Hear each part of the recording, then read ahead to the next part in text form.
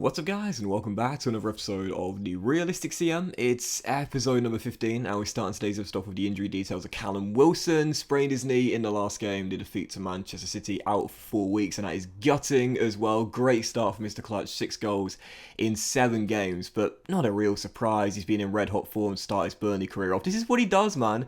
This is what Callum Wilson does. He's a pure goal scorer, and that's why even at 29 years old, which is still young, that's why I decided to put £20 million in for him, because you know this guy's going to get you goals right in the Premier League. He's done that with Bournemouth, he did that with Newcastle, he can do that with Burnley, and that's exactly what he's doing at Turf Moor to start the campaign off. So out 4 weeks, he'll miss all of October, and a brief look at our academy as well after a scouting update too. Just got a really decent player from our first batch of scouting from Scotland, Rory Downey, centre half, 6 foot, and I'll be honest here, I mentioned this before, every single year in FIFA CM, it always seems like when you're doing youth scouting, there's like one particular position or a defensive midfield or attacking position that is always like really easy to find good youth prospects from. And then there's another position where you just can't really find anyone that's half decent. This year, it seems like centre-backs are really common. Like really good centre-backs are quite common to find.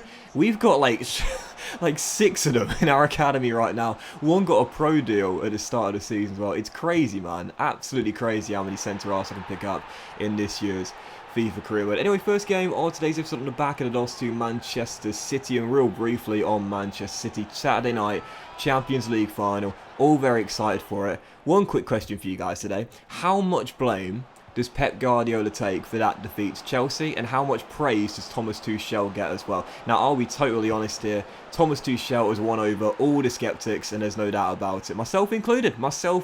Everyone knows I'm a big fan of Big Frank. But yeah, Tuchel came in to replace Lampard, and what a fantastic job he's done. Yes, I know they lost the FA Cup final when they were favourites to Leicester City, but finishing in the top 4, qualifying for the Champions League, and then winning it as well, winning the Champions League. Not many people thought that Chelsea would be doing that at the start of the season. Fair play to Germany, he's done a great job there since coming in. Midway through the campaign, lest we forget as well. So congrats to Chelsea, their second Champions League. But again, you have to ask the question, how much blame does Guardiola take for that defeat there? KDB operating as false 9. I mean, tactically, many things you could point out and say, was that the right decision? How much blame does Guardiola take for the defeat? And how much of the game was lost by Man City as opposed to won by Chelsea? It was a really good game though, and to be fair, all English finals, very fun indeed. But yeah, congrats to Chelsea, definitely deserved it, and fair play to Thomas Tuchel as well, went over a lot of skeptics. And also as well, can we just say too, on the back of that loss there to Liverpool by 2-1, how great was it to see N'Golo Kante win the Champions League? You know, World Cup winner 2018, Champions League winner 2021. Is he like the most likeable guy in football? I can't think of a single person that doesn't like N'Golo Kante. He's just so down to earth, he's so humble, so hard-working, so industrious. You know, what he's done since coming to the Premier League, first with Leicester, winning it with them, and now obviously winning the Champions League with Chelsea, the World Cup with France. I think every neutral was happy to see N'Golo Kante win the Champions League. It was a great thing. Also, as well, Edouard Mendy. What a fantastic story for Edouard Mendy, Chelsea's goalkeeper for the final. Absolutely incredible story for Mendy. Just a few years ago, released in, was it the second tier of French football, unemployed, thinking about leaving the game for good. And then a few years later, what's he doing? I think I read a statistic, and I might be wrong about this, but I think he became the first African goalkeeper to win the Champions League in the modern era. I think that's right. I might be wrong, but either way, just a fantastic achievement regardless, and a great sort of a great story to show you that with hard work, persistence, resilience, and just never giving up, you can achieve some spectacular things. I think, you know, again, any neutral out there would say at the very least, to see Kante and Mendy win the Champions League, great stories, and yeah, great examples of hard work and never giving up on your dreams. Anyway, as you would have seen for the games today, the 2-1 loss to Liverpool, so frustrating. And by the way, if we keep on talking about football, we just say as well, the Premier League now over as well. Liverpool, are they getting enough credit for finishing in the top 4, the defensive crisis they had this season, and all the problems that Klopp had to face? Even so, great end of season run for them, finishing in the top 4. Had a 2-1 loss to them. They had a goalless draw away at the Emirates against Arsenal. Reece Nelson returning to North London, almost scored a goal as well at the Emirates. That would have been incredible, man. Rattled one off the woodwork. So unfortunate, but a very credible goalless draw there in North London against one of the teams that we'll be battling with this season if we are to try and finish in the Europa League spot. Over the third game of this episode, on the back of no wins in our last 3, aiming to return to winning ways here, we would against Southampton, and we were 2 goals up after Connolly scored the first and Wilson grabbed the second, but then it was about 20 minutes to go here. 13 minutes ago, Aaron Connolly gets his second goal of the game. Did you see that? The shot from McNeil loops up in the air. The man on the line didn't even bother jumping. Aaron Connolly is not the tallest, but he just leaps. Man on the line doesn't even bother. Simple goal for his second, and then with 8 minutes to go.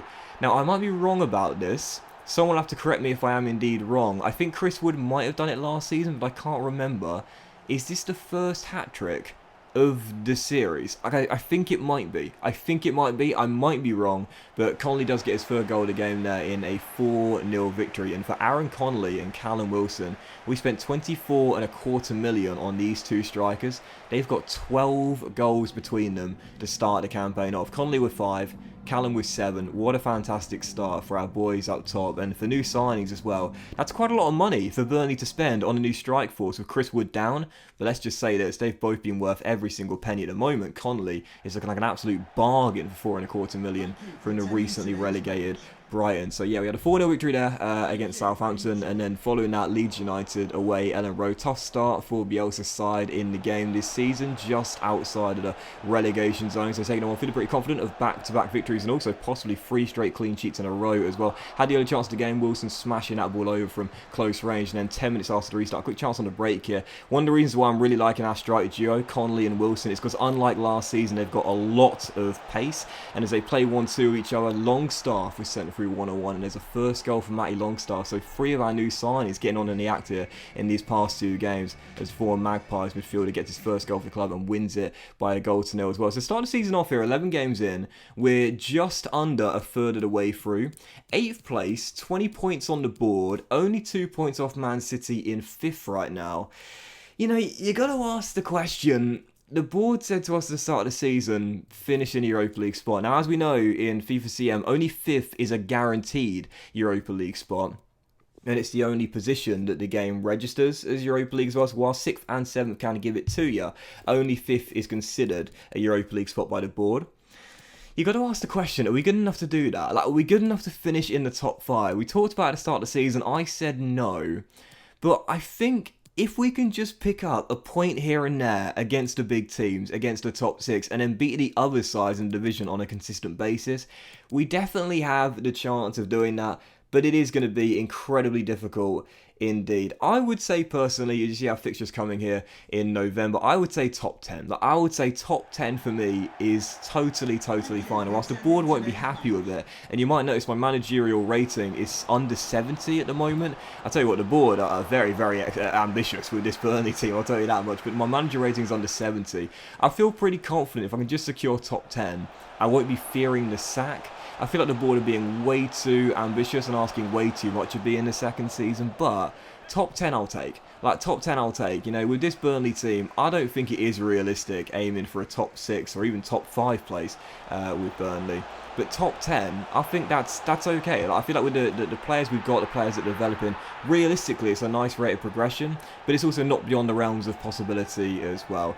To me, I think aiming for that Europa League spot, listen, there's an outside shot, but you got to realise there are far better teams than us in the division right now. It's probably a bit too much to ask of us in Season 2. We're taking on West Ham, aiming for our 3rd straight win and our 4th straight clean sheet as well. We're leading through Dwight McNeil with 20 minutes to go. Oh, Nick Pope. Guys won us so many points, man. I can't be too critical, but how did he let Munir's shot squeeze in there at the near post? That was slow, and I mean slow. That was per Mertesacker on FIFA 13 type of slow. That was ridiculous, man.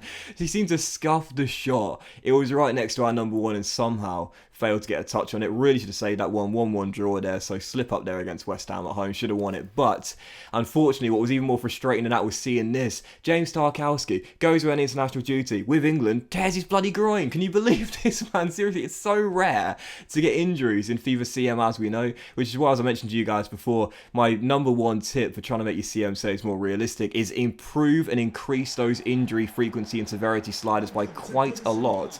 But you don't expect them on international duty. I think that's the first international duty injury I've had since like FIFA 18. I mean, you barely ever see it. How typical is that? Tarkowski goes down at a crucial stage of the season, won't see him again until January time at the earliest. So frustrating. Our best defender, one of our best players, out for the rest of the calendar year. So taking on Everton on the back of the bad news there, away at Goodison Park. These guys high flying this year in the game right now in second place. If they won this one, they would return to top of the table. I mentioned before, the Toffees are so inconsistent and hot and cold in FIFA CM and FM as well. Sometimes they do really, really well, and they're capable of challenging for the title or a top 4 place. Then other seasons, they're like mid-table at best, bottom half sometimes. This is one of the years where Ancelotti's got his side flying, and unfortunately in the game, knowing this will be a tough game, they've got the best defensive record in the division right now. Never really like scoring. Toffees took the lead, and then the second half, I'll be honest here, this was really unlucky. Josh Brownhill getting a straight red card. I mean, it was clearly supposed to be a block shot there. There was no way I was trying to make a stand tackle from behind after the shot had been released on goal. I thought that was really harsh there. Diop made it free as the Toffees won pretty convincingly right now. Still high flying at top of the table on the back of the defeat, but that's how it goes in FIFA. Sometimes luck will be in your favour, sometimes it will go against you. You know the saying, luck will balance itself out. But start the campaign off despite the defeat there. 8th place in the table right now. We are 7 points off Liverpool in 5th place again. Is the Europa League spot realistic? Not entirely sure, but not a bad start. A third of the way through the campaign. We're still in with a shout, no doubt about it. But again, I'll take top 10. But that won't this episode of the Realistic CM, guys. Big thank you for watching. If you enjoyed it, if you did, then please drop a like. Much love to you all. Have a fantastic day, and I'll see you for the next episode of the Realistic CM very soon.